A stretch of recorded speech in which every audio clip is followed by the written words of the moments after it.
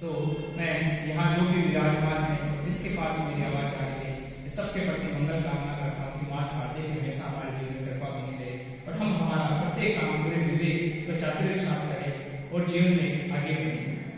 आज हम एक विशेष कार्यक्रम के साथ में भी है और आज की एक सबसे बड़ी महत्व हमारे छापर के लिए होती है, वो शायद सबके चेहरे में मुस्कान भी आ गई होगी, क्योंकि आज हमारे छापे की घोषणा भी होती है। तो अपने आप में आज का इस तरह का दिन और इस दिन के दिन आज माता जी की स्मृति सभा मना रहे हैं, तो ये हमारे जीवन में बहुत ही अच्छा, हमें उनके गुणों को अपने जीवन में उतारना है, माँ शारदे से हमें जीवन में कुछ देना है और जो 19 से आज हमें बताए वो सब हमें हमारे जीवन में यहाँ से उतार के लाना है, तब इस 1 घंटे की महत्ता होगी। तो मैं सभी से निवेदन करूंगा इस पूरे 1 घंटे की महत्ता को इस प्रकार समझे कि हमारा जीवन चांद के समान सुंदर और निर्मल बन जाए और हमारे जीवन में उत्तरोत्तर प्रगति करते रहे। तो मैं आज के कार्यक्रम की प्रारंभ के लिए मैं महिला मंडल की तरफ से निवेदन करूंगा कि सरोजन की महिला मंडल की तरफ से कृतज्ञता के साथ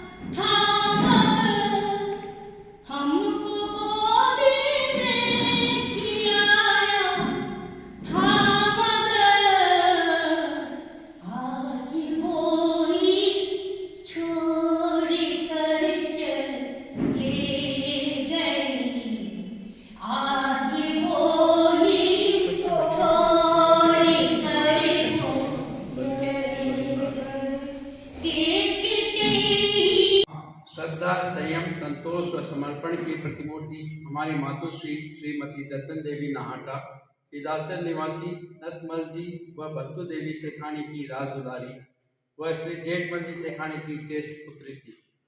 पूरा परिवार धार्मिक संस्कारों से अनुप्राणित था। दादी, माँ, बुआ, काकी माँ सबको धर्म चर्या व हाथ की कारीगरी में रत देखते देखते कब दोनों गुण बचपन में ही समाहित हो गए, इसका एहसास ही नहीं हुआ।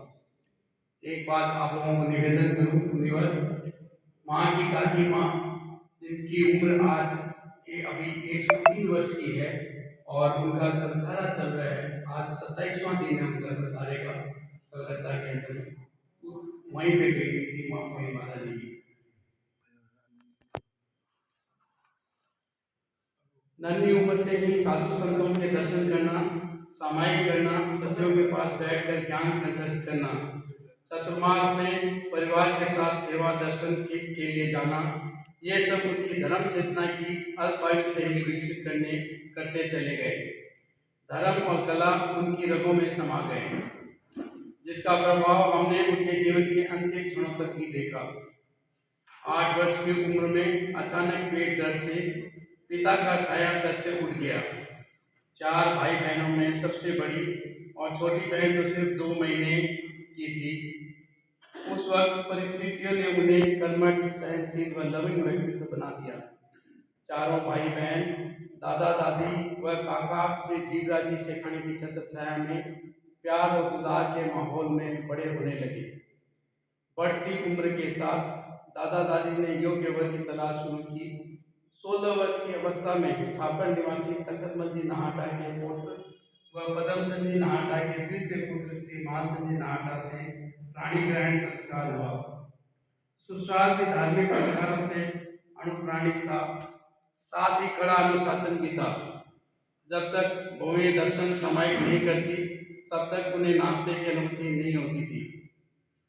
जीवन अबाध गति से गतिमान रहा। उन्होंने 3 पुत्र व 3 पुत्रियों को संतान रूप से पाया।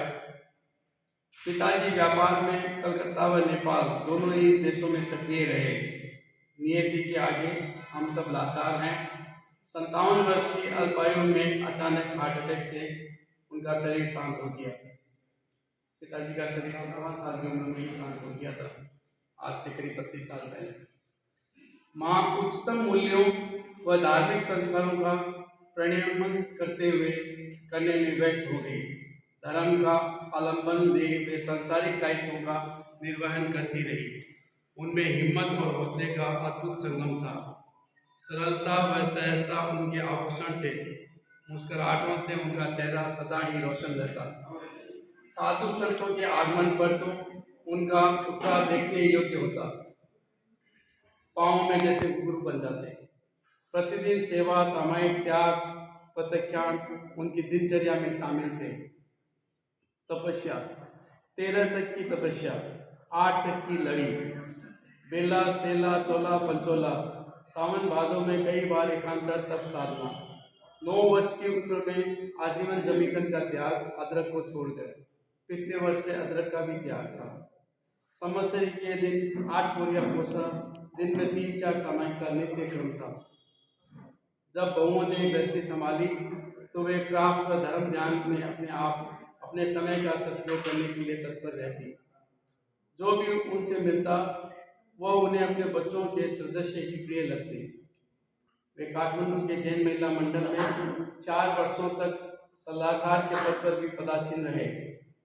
इन वर्षों में चढ़ने उतरने की अनुकूलता न होने के कारण छापर आना कम ही होता था। फिर भी जब कभी मौका मिलता, खुशी उनके चेहरे पर झलक आती। छापर में तो जैसे उनकी जान ही बसती थी। माँ को छापर लाने में नरेंद्र भाई जी का तत्परता के साथ विशेष योगदान रहता। छापर काठमांडू समाज से उन्हें अपार आदर, सत्कार, सम्मान व प्यार मिला। जतन ने बहुत ही जतना से अपने जीवन को जिया। आपके गुण आपके बच्चों में अनुप्रेषित होते रहे, यही कामना करते हैं। गुरुदेव का 2022 का छापर चतुर्मास मेरी माताजी के जीवन का स्वर्णिम काल था। पुत्र और पुत्र वधु नरेंद्र शशि, बजरंग मधु, ललित बबीता नाहटा। पुत्रियां दामाद किरण विजय सेठिया, मंजू प्रदीप बोरट, शिल्पा रवि बैद। पौत्र वधु वैभव दीपिका नाहटा, आर्यन प्रत्युष। पौत्रियां ऐश्वर्या, जानवी, समृद्धि। दोहितियां हिमांशु सेठिया, प्रियंका सिरैया, श्रेयांश बोरट, सृष्टि बैद, युशिका बैद, लक्ष्य बैद। ओम माता जी का परिचय दिया और सबसे बड़ी बात जो उनके जीवन के गुण थे वो हमें बताए कि किस प्रकार हम हमारे जीवन को किस प्रकार सुंदर बना सकते हैं। वो उनके चेहरे से शायद जो आपके सामने प्रतिमा नजर आ रही है, उनके चेहरे से पता चल सकता है कि उन्होंने अपना जीवन किस प्रकार जिया। तो मैं सभी से निवेदन यही करता हूँ कि उनके जीवन की हर एक जो भी अच्छाई हमें ग्रहण करनी हो हमारे जीवन में उतारें, ताकि हमारा जीवन इसी प्रकार मुस्कुराता हुआ और हम जीवन फूल के समान हमारा जीवन जिए, ये हमसे प्रेरणा ले। तो अब मेरा निवेदन उनके उनके परिवार की तरफ से आदरणीय श्री सूरजमल जी नाटा, सूरजमल जी नाटा जो किसी परिचय के मोहताज नहीं है, अपने आप में एक छापर के बहुत बड़े कवि और संगीतकार है। तो सूरजमल जी नाटा से निवेदन करूंगा कि अपनी भावना रखें। आराध्य को नमन करता हुआ सेवा केंद्र में विराजित सभी मुनिवृंद को वंदन करता। आज बसंत पंचमी का शुभ दिन कहूँ या सेवा केंद्रों का भाग्योदय दिवस कहूँ, क्योंकि कुछ ही समय के बाद श्रीमुख से हमारे सेवा केंद्रों का भाग्योदय होने वाला है। वैसे तो वृद्ध संतों का छापर सेवा केंद्र 55-60 वर्षों से सबसे पुराना संतों का सेवा केंद्र है, पर स्थायी सेवा केंद्र एकमात्र लाडनू में सदियों का सबसे पुराना है। बाकी सारे सेवा केंद्र अस्थायी हैं, जो कभी भी हमारी गैर जिम्मेदारी अथवा श्रावक श्राविकाओं की सेवा के अभाव में उठाए जा सकते हैं। इसलिए हमें सदा जागरूक रहना है और संतों की भरपूर सेवा का लाभ लेना है, वरना राजद्वेष को देख लेना। इसी के साथ साथ आज मैं अपने खानदान व परिवार की ग्रह लक्ष्मी के अकस्मात निधन पर 2 शब्द बोलना चाहता हूँ। यह जानते हुए भी कि जीवन के साथ मृत्यु अनिवार्य है, फिर भी अकस्मात बिछोह में परिवार को दुख होता ही है। हम भी इससे अछूते नहीं। हाँ, जानने वाली आत्मा बहुत हलकर्मी और भाग्यशाली थी, इसमें कोई संदेह नहीं। इन चंद पंक्तियों में मैंने उनके प्रति अपनी भावनाओं को संजोया है, जो आपके सामने प्रस्तुत कर रहा हूं। हलकर्मी थी भाभी मेरी, हलकर्मी थी भाभी मेरी, जतन था उनका नाम, किसी से लेना देना नहीं, करती अपना काम, किसी से लेना देना नहीं, करती अपना काम। तीनों बेटों को सम रखा, तीनों बेटों को सम रखा, बहुएं एक समान, तीनों बेटों को सम रखा, बहुएं एक समान, इसीलिए पूरा परिवार रखता उनका ध्यान, इसीलिए पूरा परिवार रखता उनका ध्यान। सूरज करता प्रार्थना, सूरज करता प्रार्थना, मोक्ष जाए यह आत्मा, सूरज करता प्रार्थना, मोक्ष जाए यह आत्मा, जहाँ भी रहे सुखी रहे, यह कृपा करो परमात्मा, जहाँ भी रहे सुखी रहे, यह कृपा करो परमात्मा।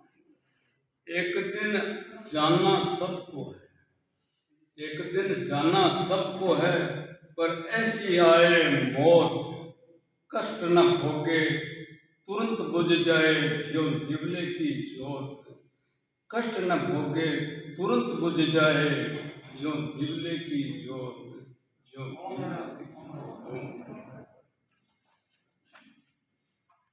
बाउसा ने जो बात कही वास्तव में बहुत ही सुंदर और समझने वाली बात है कि वास्तव में जाने वाली आत्मा अपने आप में हल्की आत्मा है। तो इसी प्रकार हमारे जीवन को में अपने आप को हल्का बनाना है। अब मेरा निवेदन श्री विनोद जी चोटिया से, वो भी श्रद्धांजलि करें। आराध्य के श्री चरणों में कोटि सा नमन। बॉम्बे वासी की धरा पर विराजित परम श्रद्धेय आचार्य परिवर के श्री चरणों में कोटि सा नमन। यहाँ सेवा केंद्र में विराजित शासन श्री मुनि श्री विजय कुमार जी स्वामी एवं सहवर्ती मुनिवृंद को कठिन वंदना। आज की ये समृद्धि सभा है स्वर्गीय श्रीमती जतन देवी नाहटा। अब उसके बारे में क्या बताऊं, मेरा तो दोनों पक्ष, यहाँ पे ननिहाल का पक्ष है, मेरे भाभी जी थे और तगत जी नाहटा परिवार, पदम सिंह जी नाहटा का परिवार, और कलकत्ता में आप जो हमारा एक संथारा चल रहा है, आज 29वां दिन का संथारा है, अभी तक गतिमान है।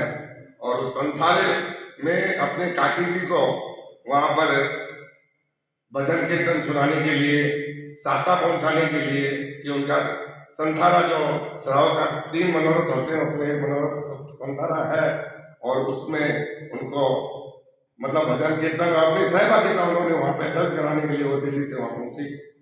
और डेली जो मेरे पर जितनी सूचना थी 2 रविवार मैं भी गया था वहाँ पे, रविवार जाता था संतान में, तो वहाँ पे उन्होंने डेली मुनि श्री ने फरमाया, हमारे दिनेश कुमार जी स्वामी वहाँ पे विराज हैं और वो वहीं पे थे लगभग 27 दिन। संथाला जहाँ पचकाया था वहाँ पे 27 दिन विराजे। आज तो साउथ कलकत्ता फेराबंद भवन में बता रहे हैं, वहाँ पर 3 त्रिदिवसीय कार्यक्रम है मर्यादा महोत्सव का, और उसमें वहाँ पधारे हुए हैं और उन्होंने मुनि श्री की खूब सेवा की वहाँ पे। मुनि श्री ने भी वहाँ पे, जब वहाँ पे हमारी समृद्धि सभा हुई ओसवाल भवन में, तो वहाँ पे मुनि श्री ने खूब हमारे भाभी जी के लिए खूब उनके जो विचार उद्गार थे वो उद्गार पूरे वहाँ पर सभी जितने भी श्राव का समाज थी उनके सामने रखा। तो मैं तो उस दिन वहाँ पे था, सौभाग्य से भाई नरेंद्र और सभी आगे परिवार के सभी जन वहाँ उपस्थित थे उस दिन। तो अब ये तो शाश्वत सत्य है, सभी को मालूम है, जो व्यक्ति आया है उसको जाना एक दिन निश्चित है, लेकिन जिसकी सादगीपूर्ण और बिना सेवा करवाए यदि कोई भी व्यक्ति आता है या चला जाता है तो उससे बढ़िया अच्छी बातें और कुछ हो नहीं सकती। कोई भी अपने हो सकता है अपने सुख के लिए अपने चाहते हैं कि भाई परिवार का कोई व्यक्ति और ज्यादा से ज्यादा हमारे साथ रहे करे, लेकिन जो व्यक्ति आता है जाना है तो निश्चित है। तो मैं एक बार पुनः पूरे छापर के श्रावक समाज की ओर से आज की समृद्धि सभा में जो आत्मा कही है वो अपनी गति प्रगति करते हुए अपना विकास करे, आगे से आगे बढ़े, विकास करे, इन्हीं भावनाओं के साथ इस समृद्धि सभा में और हमारा मुनि श्री का सानिध्य प्राप्त हुआ। पूरा नाटा परिवार समाज ननियाल पक्ष यहाँ आया हुआ है, तो खूब अच्छी बात है। इन्हीं भावनाओं के साथ आदरणीय विनोद भाई साहब ने अपनी बात रखी और बहुत ही सुंदर शब्दों में संबोधित किया और गुरु दर्शन के लिए और यहाँ कृष्ण का सानिध्य लाभ में मिलता है, ये सौभाग्य की बात होती है। इन्हीं के कर्मों का फल है कि आज हमें यहाँ बैठने का मौका मिल रहा है और छापर धरती में सेवा करने का जो चतुर्मास में पूरी परिवार को लाभ मिला वो शायद इन्हीं के कर्मों का फल है। हमारे कर्मों का फल तो हमें आगे मिलना है, इसलिए मैं सबसे प्रार्थना करता हूँ अच्छे कर्म करते चले, जीवन में आगे बढ़ते चले। अब मेरा निवेदन परिवार के प्रति सृष्टि से वंदन अत्र विराजित मुनि वृंद को के चरणों में सभक्ति वंदना, सबसे सादर जय जितेंद्र। इस कविता में भाव तो मेरे भाभी के हैं, उन्होंने अपनी दादी सास के लिए लिखा था, उनकी दादी सास, पर हम सभी बच्चे सारे पोते पोते और दोते सबके भाव इसी कविता में समाहित है, इसीलिए मैं ये आपके समक्ष प्रस्तुत करना चाहती हूँ। मेरी प्यारी दादी माँ, आपके साथ हमने जो पल बताया हम सबको वो पल बहुत ही याद आया। आपकी बातों को अब जो याद करें, आपका हंसना और प्यार से बुलाना हम सबको रुला जाए। आपने पहले ही पल में मुझको अपना पोते की बहू कह के अपने सीने से लगाया। आपने हमेशा हर पल को है अपनाया, हंसते हंसते इस दुनिया में कष्टों को पार लगाया। आपने हमेशा सबके लिए कुछ न कुछ बनाया, कभी बंधनवार, कभी ब्रेसलेट और कभी प्यार से खाना खिलाया। आपकी कचौड़ियाँ तो थी वर्ल्ड फेमस ही सदा, पर रोटी को अजवाइन वाली हम सबकी कमजोरी की थी वजह। कभी बादाम का सीरा और कभी मैगी होती थी आपकी पसंद। हर रोज एक एप्पल खाकर आप करते थे अपने मन को प्रसन्न। मीठे के बहुत ही शौकीन और नमकीन थी आपकी कमजोरी, पर बड़ों से लेकर हर बच्चा करता था आपकी हर जिद। दादी माँ हर व्यक्ति से करते थे बहुत सारे सरल तरीके से सवाल, कभी शर्माते और कभी घबराते, क्योंकि उन्हें था हर घर के एक व्यक्ति से प्यार। दादी माँ आपका अचानक से चले जाना हम सबको थोड़ा रुलाएगा, पर फिर आपकी प्यारी मुस्कुराहट याद करके हम सबका दिल फिर से खुशियों से भर जाएगा। आपका आशीर्वाद तो हमको हमेशा ऊंचाइयों पे ले जाएगा, पर याद रखना हम सब बच्चों का प्यार आपको हमेशा हमारे पास ही पाएगा।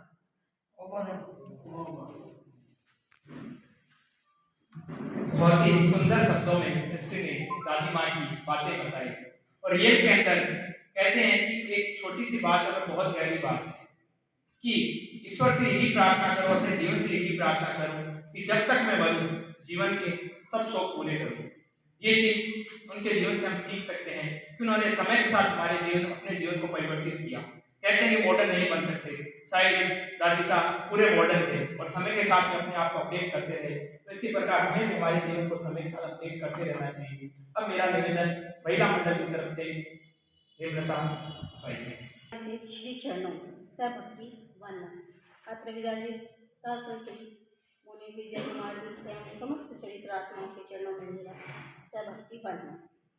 उपस्थित धर्मानुगत भाइयों एवं बहनों, सादर जय जिनेन्द्र। आज हम सभी जतन देवी नाहटा की स्मृति सभा में उपस्थित हुए हैं। जैसा कि हम जानते हैं कि यह शरीर नश्वर है, जो आता है उसे एक न एक दिन इस दुनिया से जाना होता है। अतः मैं परम पिता परमेश्वर से यही प्रार्थना करती हूँ कि उनकी आत्मा जहाँ कहीं भी हो अतिशीघ्र मोक्ष का वर्ण करे और उनकी आत्मा को शक्ति एवं शांति प्रदान करें और इस दुख की घड़ी में उनके परिवार को धैर्य प्रदान करें। और मैं पूरे छापर तेरापन महिला मंडल की ओर से उनको भावपूर्ण श्रद्धांजलि अर्पित करती हूँ। जिंदगी जब तक रहे, जिंदगी जब तक रहे, जिंदा रहे दिल साध तुम, जब ना हो इस दुनिया में, जब ना हो इस दुनिया में, दुनिया को आए याद तुम, दुनिया को आए याद तुम।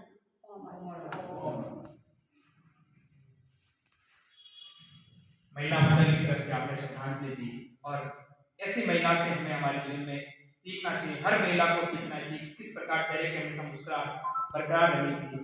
अब मेरा निवेदन छापर समाज की तरफ से अनुभव समिति श्री प्रदीप जी सरकार छापर सेवा केंद्र व्यवस्थापक शासक श्री मुनि श्री विजय कुमार जी के पावन चरणों में मेरे श्रद्धा सुमन सादर समर्पित।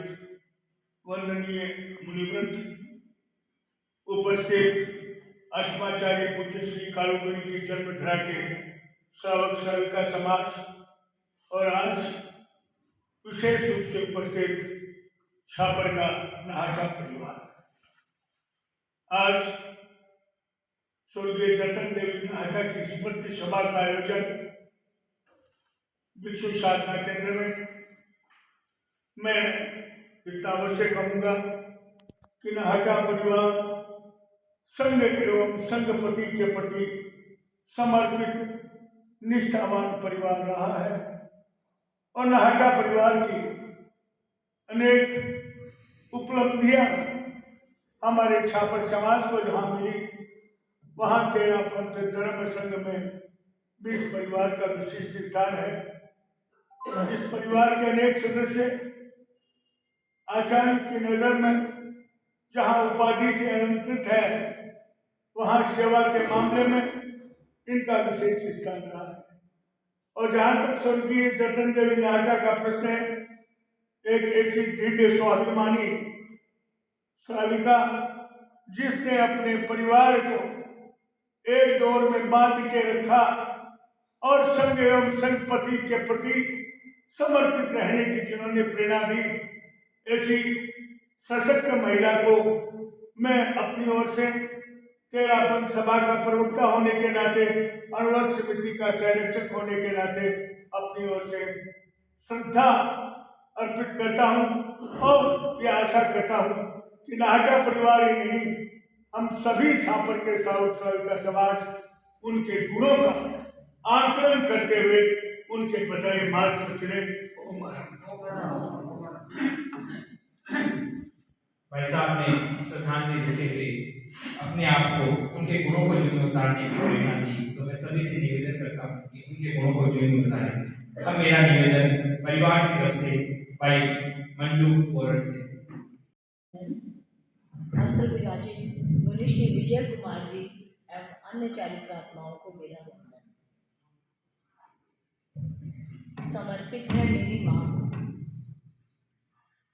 चली रे चली मेरी माँ चली, चली रे चली मेरी माँ चली, शिवपथ की राह पर जीवन संवार कर, संयम की धार पर, मुक्ति के मार्ग पर, धर्म की राह पर, प्यार की डोर थाम कर, आन बान शान सन चली रे चली मेरी माँ चली शिवपत की राह पर।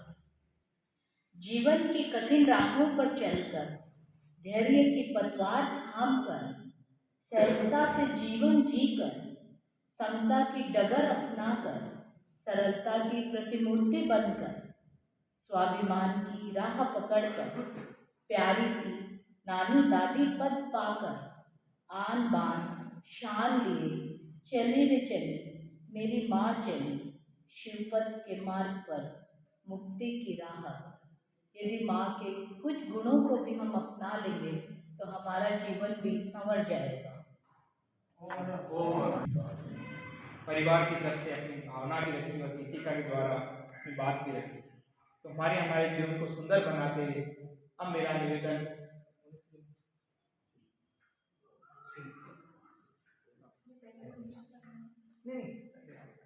तो अणवर समिति की तरफ से मैं निवेदन करूंगा श्री विनोद जी नाटा अपनी बात रखेंगे।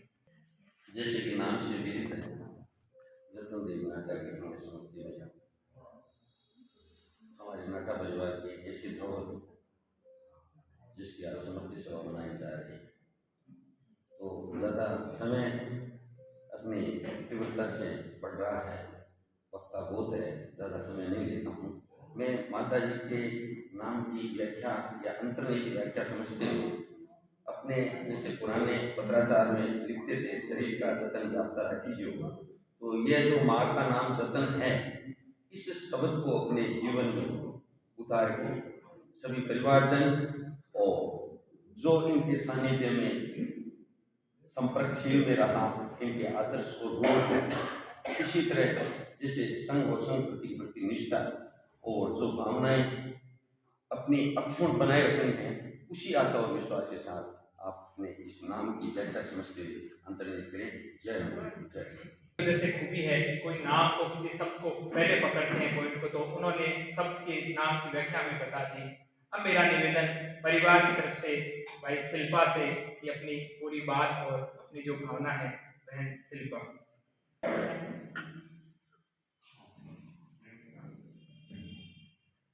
अत्र विराजित शासन श्री विजय कुमार जी एवं सहवर्ती संतों के चरणों में भावभीनी वंदना। छापर की परिषद से सादा जय जिनेन्द्र। आज की सभा को स्मृति सभा कहूँ, स्मृतियों से भी अधिक मैं प्रेरणा सभा कहना चाहती हूँ। माँ ने एक ऐसा जीवन जिया जिसको जीने की अभिलाषा हम सभी करते हैं। जीने की अभिलाषा हम उपदेशों में सुनते हैं, लेकिन उसको सही मायने में जीवन में उतार पाना बहुत कठिन होता है। मैं कुछ बिंदु आपके सामने रखना चाहूँगी। जैसा कि सबने कहा कि जतन ने बहुत जतन से अपने जीवन को जिया। ये जतन रख रखाव करने की प्रेरणा उनको बहुत बचपन में ही उनकी माँ से मिल गई थी।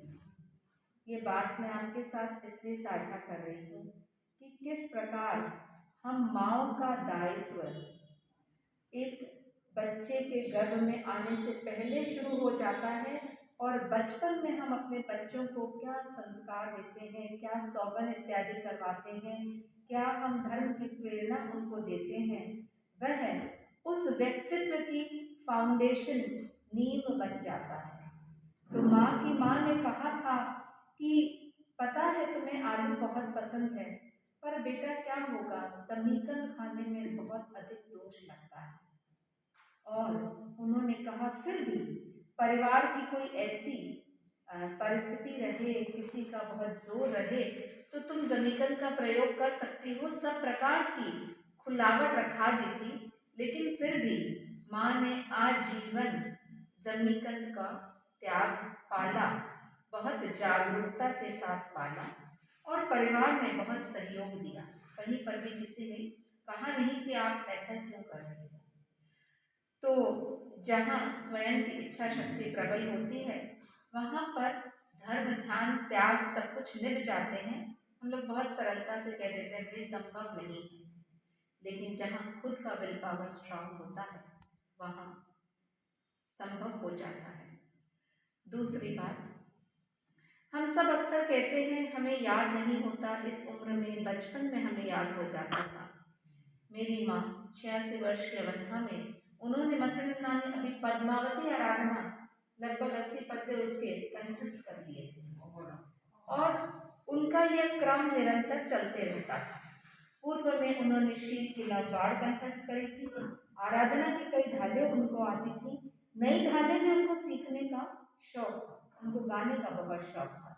मैंने जितना मुझे याद है कभी भी उनको एक बार भी ऐसा कहते नहीं सुना कि मुझे याद नहीं होता।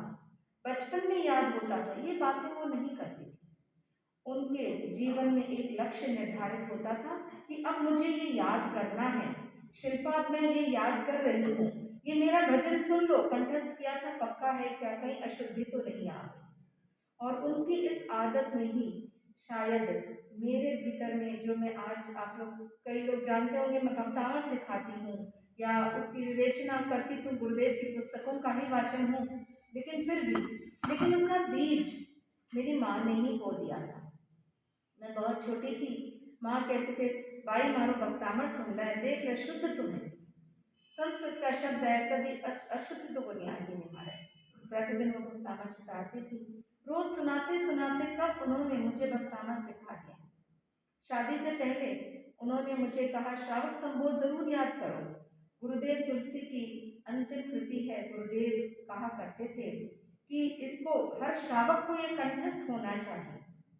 तो भले ही हम रोज नियमित महाराज के नहीं जा पाते हैं, अपनी सुविधा असुविधा काठमांडू जैसे शहर में उनका रहना होता था, लेकिन संग पति के प्रति उनकी जो आस्था थी, उनकी जो निष्ठा थी, वो मैं कहूँगी बेजोड़ थी। उपाधियाँ मिलती हैं, नहीं भी मिलती हैं, वो बात इतनी महत्वपूर्ण नहीं होती। हमारे जीवन का कल्याण करने के लिए हमारी निष्ठा ही हमारे काम आती है। और मैं कहूँगी माँ के जीवन में वह निष्ठा बेजोड़ थी। उसके अलावा आप लोगों ने सुना, हमने 32 वर्ष पहले अपने पिताजी को खोया। पिताजी की आयु सिर्फ 57 वर्ष की रही, 57। तो माता जी की आयु 55 वर्ष की रही, लगभग मेरी अवस्था। इस अवस्था में हम 6 बच्चे, पूरा परिवार, लेकिन माँ को हमने कभी धैर्य और संयम खोते नहीं देखा।